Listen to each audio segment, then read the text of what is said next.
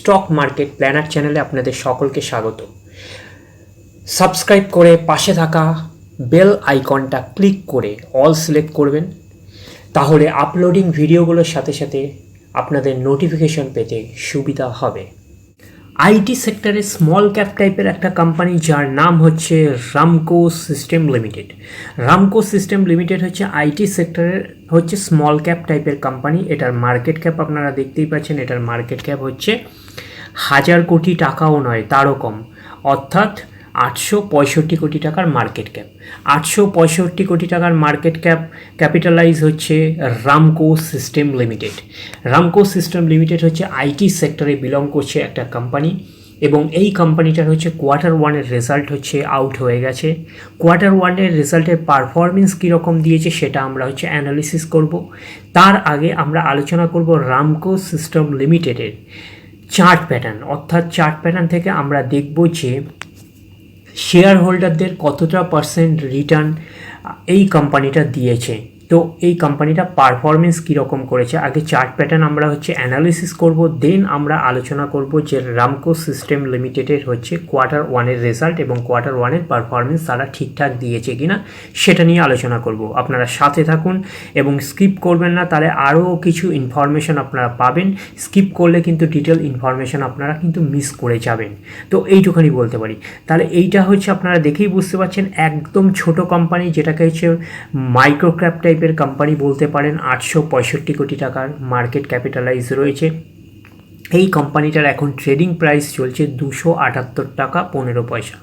তাহলে আমরা chart pattern নিয়ে যদি অ্যানালিসিস করি, তাহলে আমরা দেখতে পাচ্ছি যে একদিনের রিটার্ন দিয়েছে কত 0.23%, অর্থাৎ 0.5%-এরও কম রিটার্ন দিয়েছে হচ্ছে একদিনে। 5 দিনে দিয়েছে কত, 5 দিনে দিয়েছে হচ্ছে -10.85%, অর্থাৎ নেগেটিভ 11%-এর কাছাকাছি নেগেটিভ রিটার্ন দিয়েছে হচ্ছে 5 দিনে।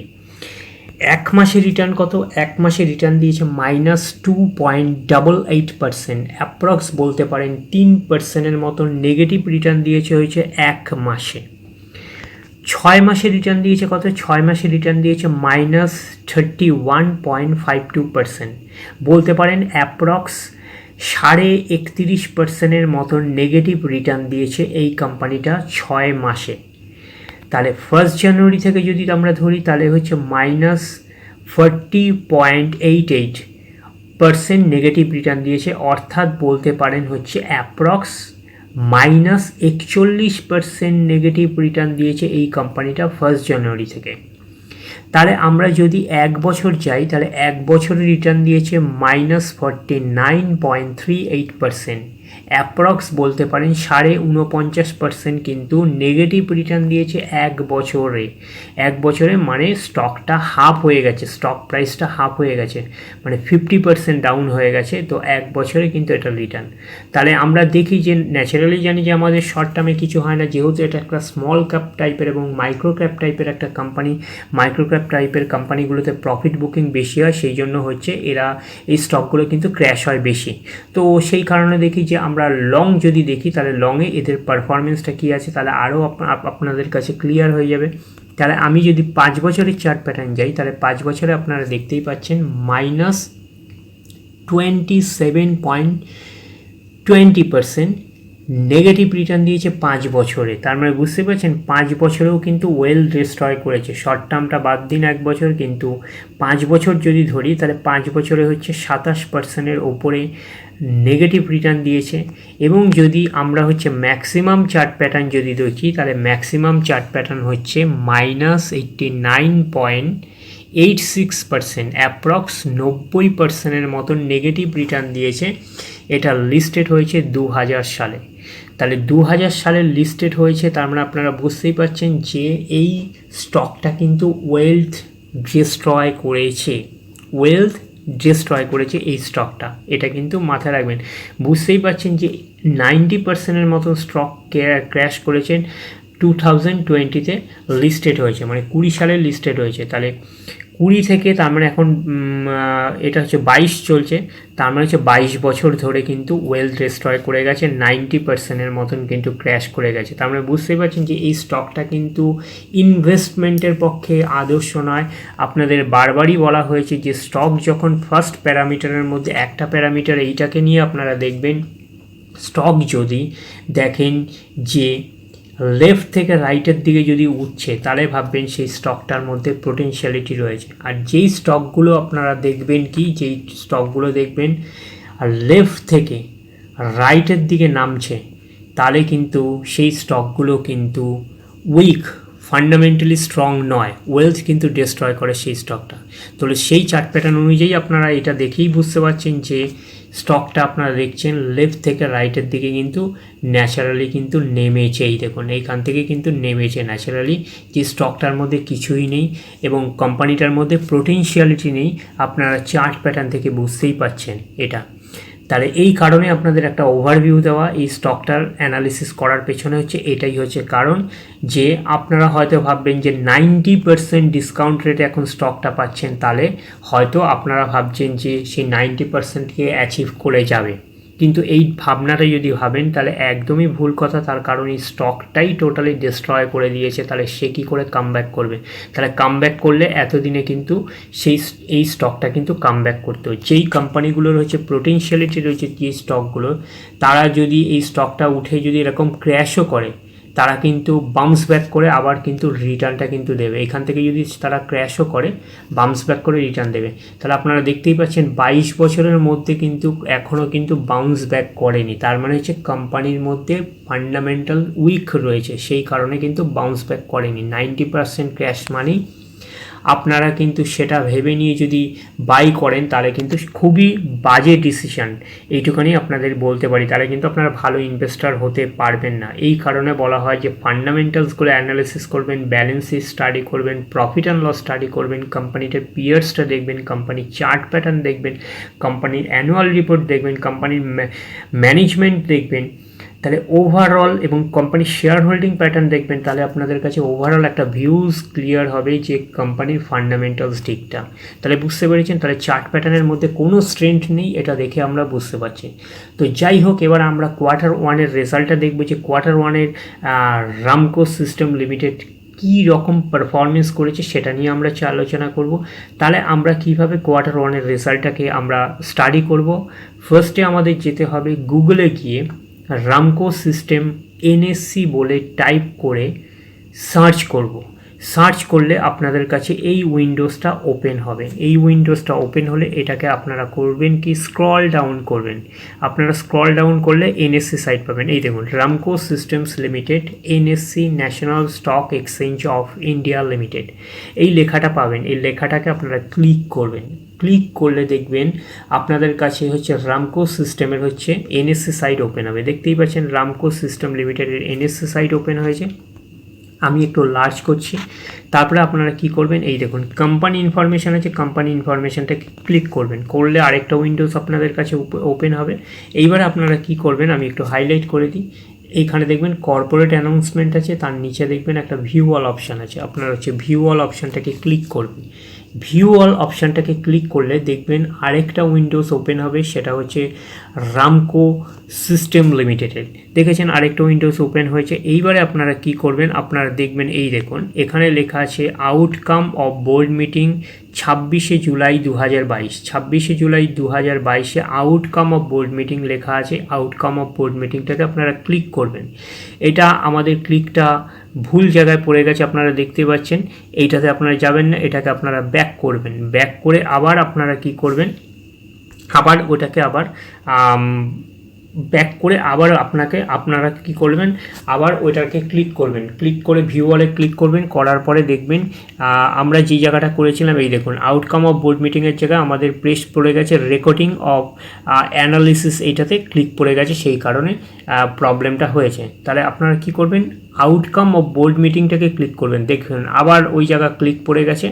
তাহলে আউটকাম অফ বোর্ড মিটিং, এইবারে আউটকাম অফ বোর্ড মিটিংয়ের মধ্যে ক্লিক হয়ে গেছে। তাহলে ভুল জায়গায় যদি আপনাদের যদি প্রেস হয় তাহলে কিন্তু আপনারা সিস্টেম অনুযায়ী সেইভাবে ইনফরমেশনটা পাবেন না। সঠিক জায়গায় যদি ইনফরমেশনের জন্য আপনাদের কিন্তু সঠিক জায়গায় ক্লিক করতে হবে। তাহলে হচ্ছে আউটকাম অফ বোর্ড মিটিংটাকে আপনারা ক্লিক করবেন। দেখতেই পাচ্ছেন লোডিং হচ্ছে। তো এটাকে আমি আরেকবার রিফ্রেশ করে নিই, তাহলে আপনাদের হয়তো তাড়াতাড়ি পাওয়া যাবে। যেহেতু এই দেখুন পাওয়া গেছে, তখন হচ্ছে লোডিং হচ্ছিল একটু নেটের প্রবলেমের জন্য, সেই কারণেই। যাই হোক, এই পেজটা ওপেন হবে। এই পেজটা ওপেন হলে আপনার আরেকটা উইন্ডোজ ওপেন হবে। দেখতেই পাচ্ছেন আউটকাম অফ বোর্ড মিটিং। নিচে দেখবেন অ্যাটাচমেন্ট লেখা আছে, অ্যাটাচমেন্টের পাশে লেখা আছে ক্লিক হেয়ার। এই ক্লিক হেয়ার অপশানটাকে আপনারা ক্লিক করবেন। ক্লিক হেয়ার অপশানটাকে ক্লিক করার পর আপনারা এটাকে ডাউনলোড করবেন। ডাউনলোড করার পরে দেখবেন যে রামকো সিস্টেম লিমিটেডের হচ্ছে যেই পেজটা দিয়েছে সেটা ডাউনলোড হয়ে গেছে। দেখতেই পাচ্ছেন ডাউনলোড হয়ে গেছে। এটাকে দেখতেই পাচ্ছেন 11খানা পেজে রয়েছে। আপনারা স্ক্রল ডাউন করলে হচ্ছে এটার রেজাল্ট পাবেন। এই দেখুন স্ক্রল ডাউন করেছি, আমরা হচ্ছে রেজাল্ট পেয়েছি। তো রেজাল্টের হচ্ছে কোয়ার্টার 1-এর রেজাল্ট। আমরা কি করব, এটাকে আমরা কি করব, একটু লার্জ করে নিই। লার্জ করে নিয়ে আমরা হচ্ছে এই কোম্পানিটার হচ্ছে আগে ফার্স্টে দেখে নিই যে সিকোয়েন্স অনুযায়ী কিন্তু কোম্পানিটা ঠিকঠাক আছে নাকি, যে সিকোয়েন্স ঠিকঠাক আছে নাকি। দেন হচ্ছে আমরা হচ্ছে টোটাল ইনকামে যাব। তাহলে এটা হচ্ছে ফার্স্ট কোয়ার্টার, এটা হচ্ছে প্রিভিয়াস কোয়ার্টার, আর এটা হচ্ছে 1 বছর আগে। তাহলে আপনাদের কাছে সিকোয়েন্সটা ঠিকঠাকই আছে, দেখতেই পাচ্ছেন। এইবারে আমরা চলে যাব কোম্পানির টোটাল ইনকাম। টোটাল ইনকাম কত আছে, 641। প্রিভিয়াস কোয়ার্টারে ছিল, অর্থাৎ কোয়ার্টার 1-এ হয়েছে 641, প্রিভিয়াস কোয়ার্টারে ছিল 733, 1 বছর আগে ছিল 710। তাহলে 1 বছর আগে 710টা কত হয়ে গেছে, 641। আমরা বলবো ইয়ার অন ইয়ার বেসিস কিন্তু ডাউন রয়েছে। প্রিভিয়াস কোয়ার্টারে ছিল 733, এই কোয়ার্টারে হয়ে গেছে 641। তাহলে আমরা বলবো কোয়ার্টার অন কোয়ার্টার বেসিসও কিন্তু ডাউন রয়েছে। ইয়ার অন ইয়ার বেসিসও ডাউন, কোয়ার্টার অন কোয়ার্টার বেসিসও ডাউন। তাহলে এটা হচ্ছে টোটাল রেভিনিউ, অর্থাৎ মেন কোর বিজনেস থেকে যে রেভিনিউটা আসছে, তাহলে রেভিনিউয়ে হচ্ছে ডাউনফল রয়েছে, অর্থাৎ ডাউন রয়েছে quarter on quarter basis, year on year basis. আমরা আপনারা বুঝতেই পারছেন ন্যাচারাল নেট প্রফিটের উপর একটা ইম্প্যাক্ট পড়বে। যাই হোক, এটা হচ্ছে আমরা টোটাল রেভিনিউ পেলাম, year on year basis down, quarter on quarter বেসিসটা ডাউন। এবারে আমরা হচ্ছে এক্সপেন্সেসটা বাদ দেবো। এক্সপেন্স বাদ দেওয়ার পরে আমরা হচ্ছে গভর্নমেন্টকে ট্যাক্স পে করা হবে। গভর্নমেন্টকে ট্যাক্স পে করার পরে আমরা যেটা পাবো ফাইনাল প্রফিট, অর্থাৎ নেট প্রফিট আপনারা যেটাকে বলতে পারেন। তাহলে হাইলাইট করছি, এই দেখুন নেট প্রফিট। নেট প্রফিট কত আছে, নেট লস হয়ে গেছে, তার মানে খরচা বেড়ে গেছে। তাহলে হচ্ছে ইনকামের চাইতে হচ্ছে এক্সপেন্সেস বেড়ে গেছে, সেই কারণে কিন্তু মাইনাস, ওই জন্য ব্র্যাকেটে দেওয়া আছে। তার মানে কোম্পানি কিন্তু প্রফিট দেখাতে পারেনি, লস। অর্থাৎ 256 এখানে হচ্ছে লস এই কোয়ার্টারে। প্রিভিয়াস কোয়ার্টারে হচ্ছে 155 ছিল, এবং 1 বছর আগে ছিল 61 ছিল লস। তিনটেই কিন্তু লস। তাহলে হচ্ছে 1 বছর আগের 61টা যেটা লস হয়েছে সেটা এখন বেড়ে হয়েছে 256, মানে আরও লস বেড়ে গেছে। 1 বছর আগে লস ছিল, তার চাইতে আরও লস বেড়ে গেছে। তারপরে আমরা বলবো ইয়ার অন ইয়ার বেসিস কিন্তু কী রয়েছে, ডাউন আছে।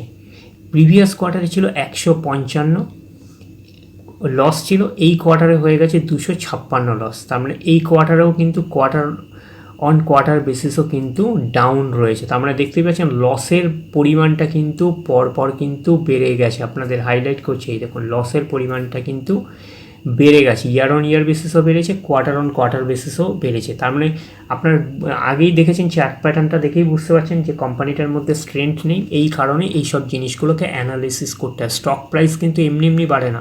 স্টক প্রাইস হচ্ছে কোম্পানির পারফরমেন্সের ওপর বাড়ে। কোম্পানি যখন ভালো পারফরমেন্স দেবে তখনই হচ্ছে স্টক প্রাইস বাড়ে। কোম্পানি যদি পারফরমেন্স ঠিকঠাক না দেয় তাহলে কোম্পানির কিন্তু স্টক প্রাইসটা কিন্তু ডাউন, অর্থাৎ ক্র্যাশ করতে থাকে। এটা কিন্তু মাথায় রাখবেন। তাহলে হচ্ছে প্রফিট অ্যান্ড লসের আমরা রিফ্লেকশনটা কোথায় পাবো, প্রফিট অ্যান্ড লসের আমরা রিফ্লেকশনটা পাবো ইপিএসে। ইপিএস মানে হচ্ছে যেটাকে বলি আর্নিং পার শেয়ার। তাহলে হচ্ছে আমরা হেডলাইন করে দিচ্ছি আর্নিং পার শেয়ার, এই বেসিকটা নেবেন আর্নিং পার শেয়ারে। দেখুন সবই নেগেটিভ, ন্যাচারালি নেট প্রফিটটার জায়গায় নেট লস হয়েছে, তার মানে এটাও নেগেটিভ। দেখুন 8.32 এই কোয়ার্টারে, অর্থাৎ নেগেটিভ। প্রিভিয়াস কোয়ার্টারে ছিল 5.06 নেগেটিভ প্রিভিয়াস কোয়ার্টারে, এবং হচ্ছে 1 বছর আগে ছিল 2.00 নেগেটিভ। তাহলে তিনটেই নেগেটিভ।